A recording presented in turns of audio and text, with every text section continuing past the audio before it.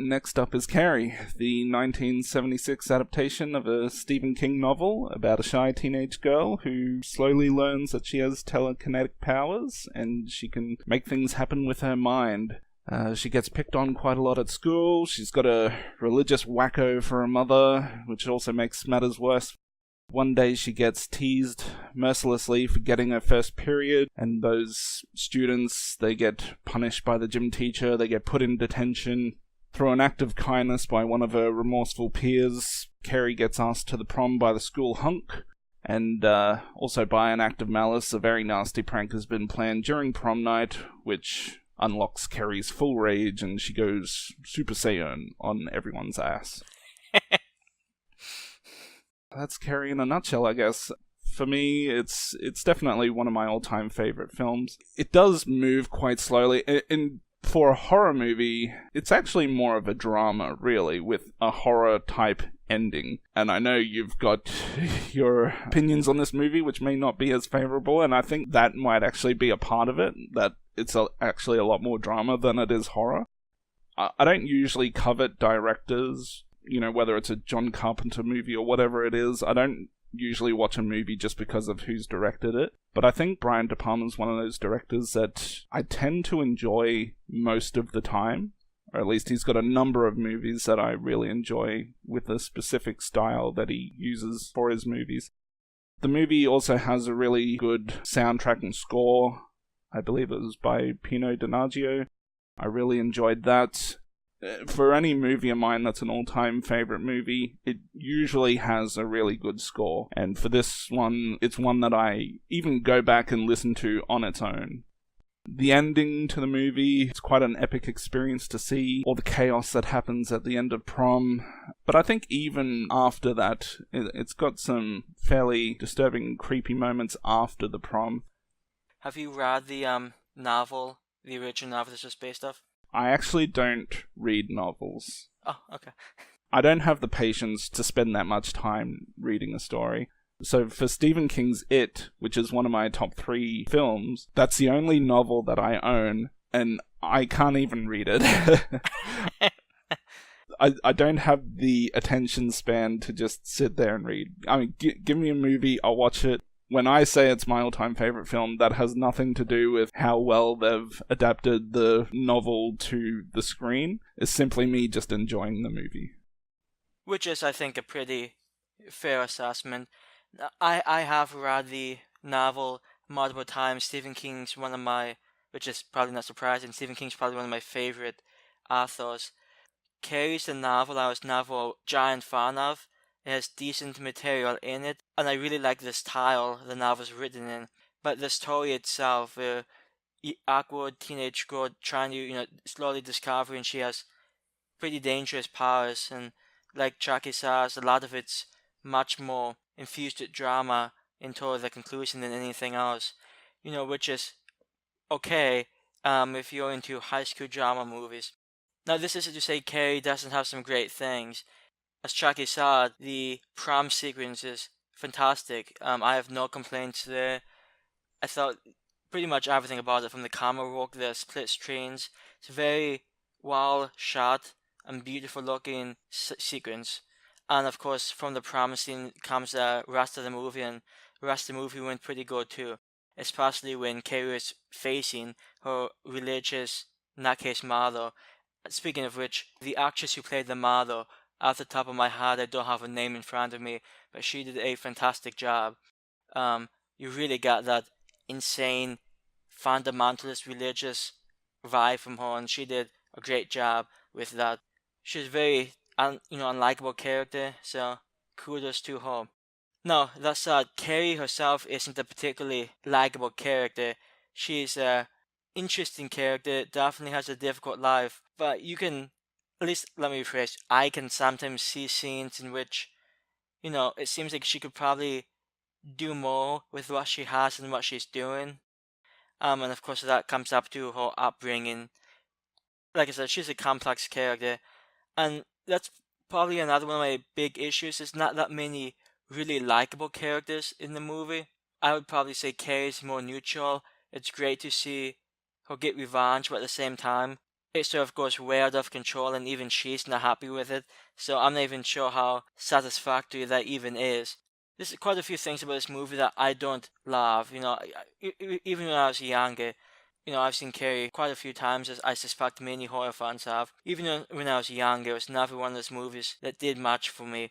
Now, when I was younger, it probably had a lot more to do with how, so sluggish the beginning is. But even now, it's a movie that I could pretty much take or leave. There are definitely other Stephen King adaptations I'd prefer. And while Carrie has some really great things in it, such as the aforementioned prom sequence, it's not, and it has some pretty decent actresses and actors too. There's a character from Halloween, PJ Souls, who was also in Carrie, so it's sort of nice to see her face again. But there's not really that much in this movie that has me coming back to it, which is probably, I can imagine, a somewhat controversial take. Yeah, definitely. Especially since you said it's not in your top 50 70s movies. Yeah, that is true. On Fight Evil, after I wrote my review, I actually took the time out to list 10 other movies from the 70s I would rate not just high, but significantly higher than Carrie.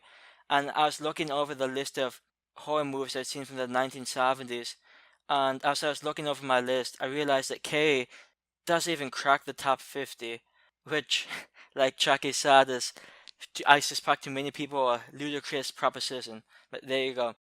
Yeah. So, everyone send your hate mail to Jigsaw at I am fighting.com. I am always happy for any hate mail. I prefer non-hate mail, but hey, I get it. What did you think about the music in the movie? Because it's one of those scores that really stands out to me. Well, it's funny because when you were talking about that, I realized that while I enjoyed the score, it didn't really blow me away. It was decent, but it's sort of what I expected. I'm not saying it wasn't good, but it's not one of the things that really brought that much attention, at least to me. It didn't bring that much attention to it. Which is fine. Obviously, different movies do different things for different people. So it's also worth mentioning that I have no problem if somebody is a fan of K. It's just not my personal thing. Yeah. And I didn't even put two and two together here, but I just realized that we just discussed a movie based on Prom, and now we're discussing another one. Yeah, and in fact, both of them had somewhat slow beginnings, and they were sort of an onslaught once Prom hit. So yeah, we should have had a Prom theme night. Yeah, so there is a bit of a running theme or coincidence there that they both, well, maybe in your opinion, they're quite slow for a good portion of the movie, and then all the horror type stuff happens towards the end, outside of one or two brief moments. Actually, you just reminded me of one other thing, and I don't mean to cut in. Carrie in this movie seemed to gain decent control of her telekinetic abilities pretty quickly. Over the course of maybe 2-3 days, if that, she pretty much knew what she was doing, it seemed.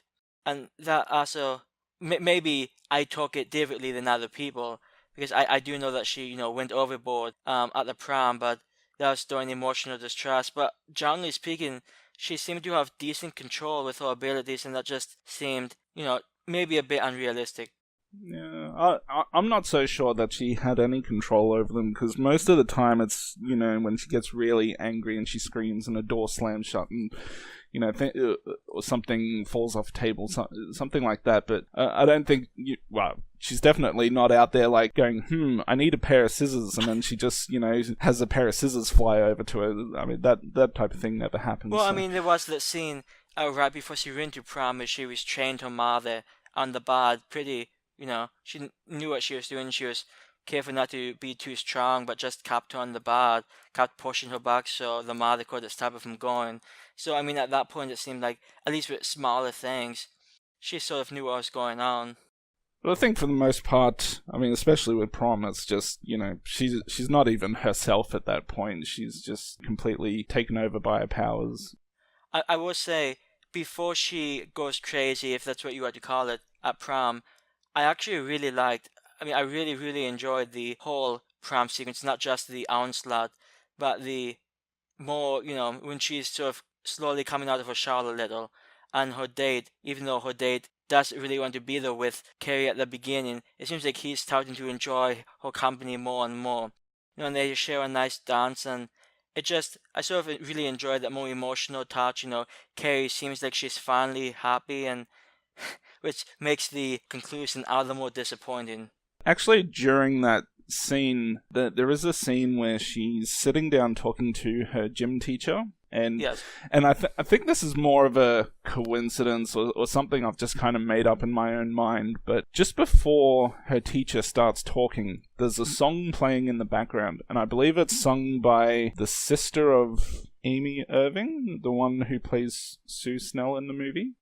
And during that song, just before the teacher starts talking, there's a line in the song where she says, "Let the bodies fall." And I always kind of attribute that to what actually ends up happening. Like, it's like, let the bodies hit the floor. I'll be honest, I did not catch that, so that's something I'm probably going to go back and rewatch, but that is quite a good catch. Yeah. I don't think it's intentional, but at the same time, I have no idea what it means in the context of the actual song that's being sung. So, just kind of hearing that, especially not on the first watch, but when you know what's going to happen and you hear that, you go, that's kind of an interesting coincidence. And once things really do start getting out of control at prom, which, I'll be entirely honest, I thought at least some of them probably really deserved it. I don't have much sympathy for bullies, which is another issue I had. After they mercilessly mocked Carrie at the beginning of the movie, I thought every single one of them should have been thrown out of school, period. But I feel like it probably would have saved a lot of misery if the principal just had a little more guts. And the fact that, because some of them probably had, influenced parents, it wasn't taken as seriously as it should have been. So pretty much most of the gym class, even the individual who tries to make amends later, which was, who was it? Sue, I think. I never cared for much of any of those characters either, so it was sort of nice seeing them get massacred, even though that's not quite what Carrie was looking for. Yeah. Well, I think going back that far, expulsion is probably a lot more uncommon than it was now, because back then punishing kids was, I guess you could go a lot further with it. Even back in my days at school, I don't know about you, but in primary school, not that it ever got used, but I think we had it there on the wall. The cane. Do you know what the cane is? I'm assuming that would be corporal punishment. It's basically like this fairly thin stick of bamboo that you'd whack a child with if they're acting really out of place. So I think going back this far, especially because it was such a huge group of girls doing all the teasing or tormenting, whatever you want to call it, expulsion of that many kids is probably not ideal, because just throwing 10 kids out of school or however many it was. So I think back then that type of punishment of all that detention, making them do all that running and gym work, and that was probably more fitting for the time. Nowadays, you would say, okay, yep, expel them, because that's going way too far. Yeah, that's actually a really good point, and I'll be honest, and this might show some, not sure what it shows from me. I didn't even consider that. But, I grew up, like I said, somewhat younger. I'm in my mid-20s now. I grew up in a time when it seems like kids are watched a lot more carefully. And if they, maybe back in the 70s, 80s, 60s, bullying was a little more tolerated. It may not have even been seen as bullying, just kids being kids. And at least in the US, we're slowly sort of getting away from that mentality. So if nowadays a bunch of girls had done the type of thing they did to Carrie in this movie, I just have a hard time believing there would not be some very, very strict and harsh punishments. But like you said, since this is a 70s movie, I can imagine there'd be moderately more lenient. Yeah. And let's not also forget that this movie has one of the most epically underappreciated face slaps of all time. With John Travolta in the car. He kind of flicks her in the face, but it sounds like crack of a whip. And that's pretty much the only time John Travolta does anything in this movie. I really didn't care too much for his character, even though he does have a significant part to play in what happens at the end. He has a fairly small role, with all things considered. Yeah, I think there's quite a few performances in this movie, such as, Sissy, I'm not even sure how you pronounce her last name, to be honest. Sissy Spacek? Sissy Spacek, she does a fantastic job. Like I said, the model looks like she was played by Piper Laurie, who, I'll be honest, that's a name I don't know, but like I said, she did a fantastic job. So, when you have such great performances, sort of a small character like John Travolta, even though it is John Travolta, doesn't really mean much.